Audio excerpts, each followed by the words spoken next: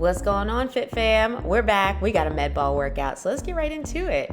We're gonna warm it up full body. This is the IYT, which is also like a good morning. It's a hinge. So we're hinging in our hips, slight bend to the knees. We go for a narrow I, a wider Y, and then rotate those thumbs all the way to the sky for a T, arms in line with our shoulders. This right here is gonna warm up that upper core and lower body, and it's a perfect time to set our intention for our workout today. Getting somewhere around 30 to 40 seconds of reps here in our warm-up. We'll run this one time through and get right to the business. Last few reps here. One more time, let's run it. Chin is slightly tucked, so we don't want to be looking up, cranking our neck, keeping it neutral. Next up, hands are behind our head. We have the squat to crossbody crunch. I love this movement because it's a little bit of core built into an upright movement, so you're not on the ground just yet. We want to make sure we're driving our knees out in the squat, and we also want to make sure that we're keeping the elbows open. So almost think about touching your knee to your opposite side shoulder. That way the chest is up, the elbows stay open, and we're not compensating through that movement. Get a couple more reps here. Should be feeling good and warm through that lower body. Keep that belly button to our spine. Nice work. All right, number 3, we're going for that lateral lunge, shifting in our Cossack squat. I like to keep my toes down during this one so I get a good stretch to the front side of my ankles, but we're sitting our hips back as far as we can. Raising those arms up in the reach is just gonna give a little bit more elevation to the heart rate, also gets the shoulders to warm up and challenges the core. Remember, keep driving that knee out on that bent side. Feel the stretch through the inner thigh on the extended leg. Make the breathing rhythmic. Get your last few reps here. All right, jumping jacks, a classic. We're on the balls of our feet, hopping out, hopping in, and getting that coordination through our arms. Stay nice and light. Know that you can always step your feet side to side if you'd like to, but keep that nice full range of motion through those arms, all the way up, all the way down. Light and springy, we're gonna get this med ball work in.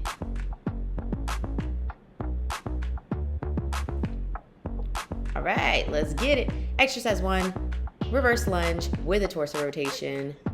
Keep the belly button drawn into our spine. Squeeze the glute at the bottom of the movement.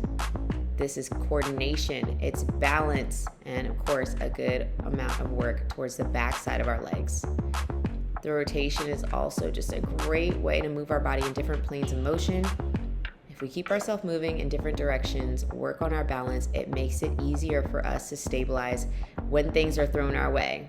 Tripping on the sidewalk, having a fall, our bodies recover much faster either in the moment or recover faster from injury. So this isn't just burning calories, we're being preventative here.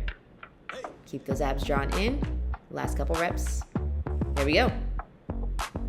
Ooh, shake it out. Exercise 2. We're gonna go ahead and take it to a sit-up to overhead press. Proud chest, digging our heels through the floor. Good range of motion means we're getting our biceps right to where our ears are. So we're not keeping that ball in front of us, but right overhead. Option is to crunch here. It's still gonna get that heart rate up because your arms are away from your heart. Exhaling at the top. Making sure that we're digging through the legs. That sit-up still requires lower body work.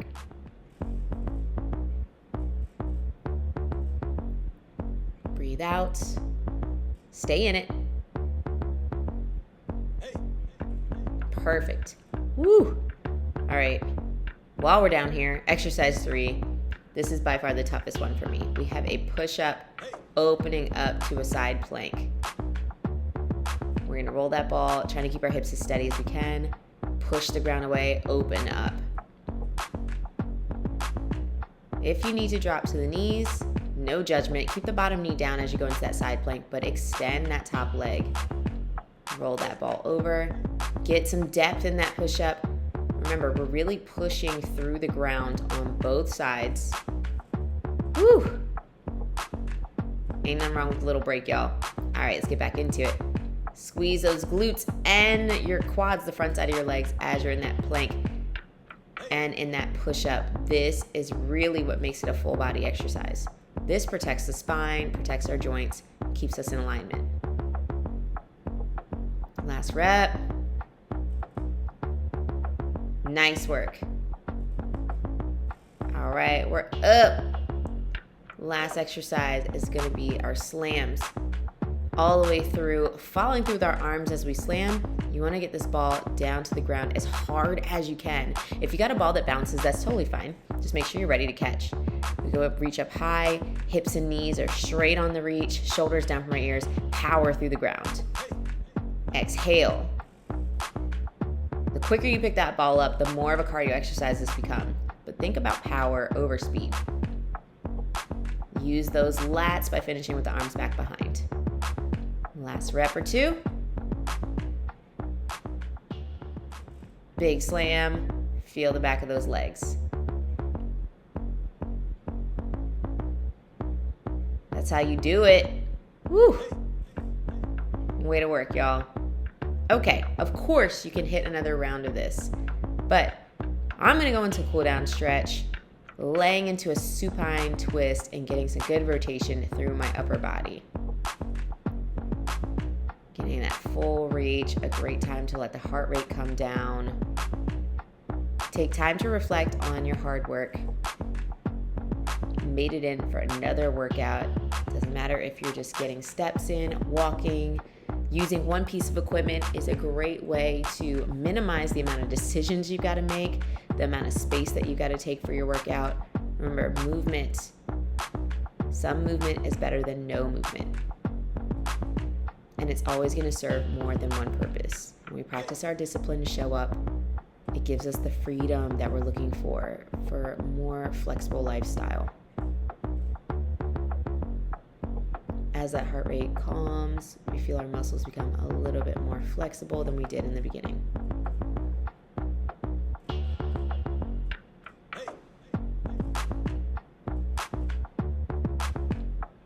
All right, taking into our next stretch, we're dropping down into our kneeling hip stretch, going for a tricep stretch and tilting through the torso. This gives a deeper stretch to the hip flexor. Just make sure the tailbone's tucked and the abs are drawn in. Squeeze your bicep on that arm that you're pulling on. That just gives you a deeper stretch through the backside of the arm and tricep. Nice work. Take it into the other side. Tailbone tucked. Chin off the chest. Drop the hips, tuck the tailbone. Give yourself a tilt. This is one of my favorite stretches. I'm sure I'm taller after this one. Oh yeah. All right, we're gonna drop down and stretch out our forearms. So wrists are gonna face away from our body, shoulders down from our ears, and we're just gonna slightly shift back, pushing through our fingertips, and slightly shift forward.